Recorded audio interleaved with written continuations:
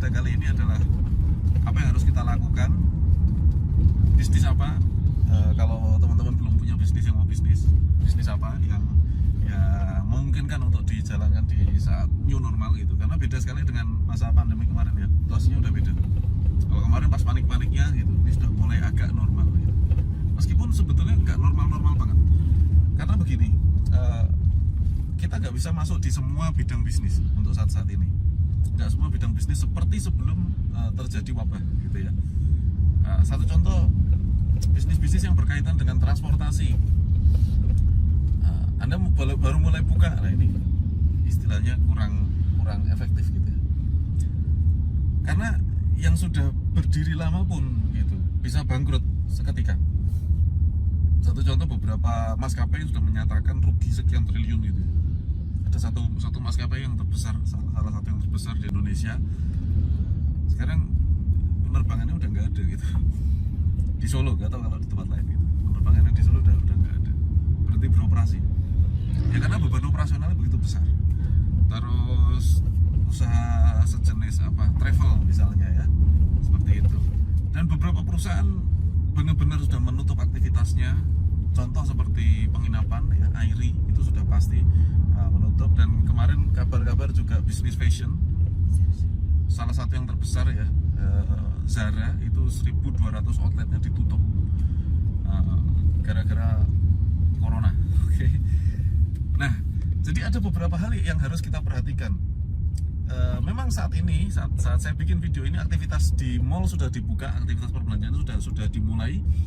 Tetapi ada hal yang perlu kita ketahui, bahwa situasinya belum normal gitu. Beberapa pengusaha yang punya toko pun saat ini belum merasakan adanya omset yang normal ya, karena tetap masih sepi gitu ya, karena pembatasan diberlakukan. Kuliner juga sekarang kalau Anda buka usaha-usaha kuliner, itu kursinya yang tadinya 4 jadi 2, jaraknya sudah mulai direnggang-renggangkan kan gitu. Artinya customer yang boleh makan di situ itu terbatas, tidak seperti dulu. Jangan pernah berpikir bahwa ada bidang bisnis yang bisa jangka panjang selamanya tidak bakalan tutup, nggak ada gitu. Ini justru mendidik kita para pengusaha itu supaya bisa berperilaku fleksibel dan beradaptasi ya. Saya bahasa nasi gampang gimana ya? Gampang itu kita harus memilih untuk fleksibel ya, kita harus memilih untuk menyesuaikan diri terhadap situasi kita ya. Itu yang harus kita pilih. Jadi bukan kita berpikir bahwa kalau bidang bisnis A itu akan jangka panjang. Hati-hati, nanti kita terlena ya. Karena nggak ada satu bidang bisnis pun yang bakalan jangka panjang. Jadi itu pola pikir yang harus dijauhi ya. Bukan tentang bidang bisnisnya, tetapi bagaimana si pengelola bisnisnya mempertahankan bisnis. Apakah bisnis kuliner tidak bisa bertahan saat ini? Oh enggak, ya tetap bisa. Semua bisnis tetap ada beberapa bisnis yang memang bisa bertahan. Contoh misalnya gini, kalau kuliner itu tempatnya dibatasi, ya sudah, berarti optimasikan menu-menu yang bisa diorder secara online gitu. Sekarang kan online sudah gampang sekali kan. Orang beli online itu sudah gampang sekali. Mereka sudah install aplikasinya. Ya. Orang mau makan, buka aplikasi, ketik tek klik ya, nanti ada yang ngambil, diantar sampai rumah gitu. Cuman sesuatu yang berhubungan dengan orang aktivitasnya ngumpul ya, nongkrong di satu tempat, nah inilah yang terancam gitu ya. Apapun itu, kuliner atau misalnya fashion ya, beli baju.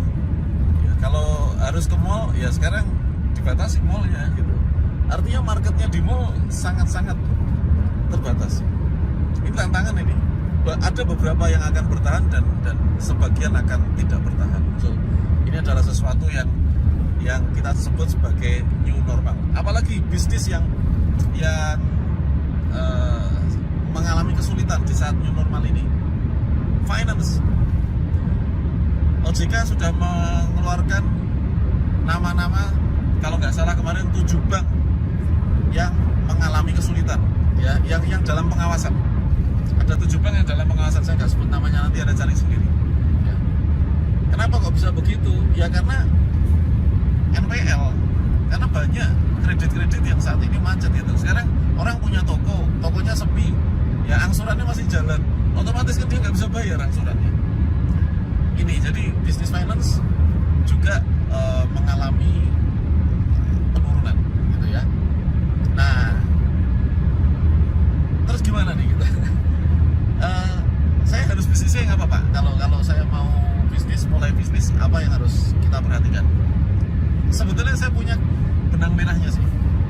Benang merahnya simpel sekali. Satu, sesuatu yang dijual bisa dipasarkan secara online pasti punya potensi. Apapun itu, mau itu makanan, minuman, mau apapun ya, selama penjualannya online itu potensi naiknya akan bagus. Bisnis-bisnis yang sudah terbiasa dijual beli secara online, nah itu nih peningkatannya luar biasa. Hiburan sekarang itu hiburan yang sifatnya di rumah ya, bukan hiburan yang sifatnya misalnya tempat wisata gitu. Bisnis tempat wisata ini kasihan saat seperti ini, tetap belum bisa pulih. Dan ingat, kondisi ini akan agak lama gitu. Jadi nggak bisa cepat, kondisinya seperti ini akan lama. Jadi pengusaha-pengusaha yang kemarin sempat jatuh, yang sempat down omsetnya, pulihnya akan lama. Ya pulihnya akan lama karena memang kondisinya nggak bisa secepat yang kita pikirkan. Ya, apalagi finance lama ini. Nah, cuman bukan berarti omset itu nggak ada ya, bukan berarti uang tidak berputar. Uangnya berputar, cuman berputarnya di tempat yang berbeda. So kalau Anda nggak segera online kan bisnis Anda khawatir itu penting sekali. Anda perlu khawatir maksud saya. Gimana Mas, cara saya mengonlinkan bisnis saya? Ya kalau Anda kuliner, ya menu apa yang bisa Anda online kan gitu ya. Apa yang sesuatu yang bisa dikirim ya, apa yang sesuatu yang bisa diorder secara online. Benar-benar Anda pelajari. So, di saat new normal gini penting sekali Anda harus mulai belajar ya, gimana sih karakter dari Facebook misalnya, gimana karakter dari Instagram, gimana karakter dari iklan-iklan yang bisa kita pasang di Facebook, Instagram, atau YouTube mungkin ya. Nah ini penting sekali. Jadi new normal ini sesuatu yang menjadikan sebuah pelajaran yang berharga untuk kita semua ya.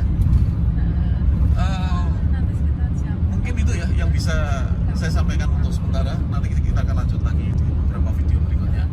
Tapi kalau Anda sedang berpikir bidang bisnis apa yang bisa bertahan di masa-masa new normal, jangan pernah berpikir seperti itu, karena bidang bisnis tidak menentukan bahwa itu bisa bertahan atau tidak. Yang menentukan adalah sikap dari pengusahanya bisa beradaptasi atau tidak. Demikian, silakan berkomentar. Assalamualaikum warahmatullahi wabarakatuh.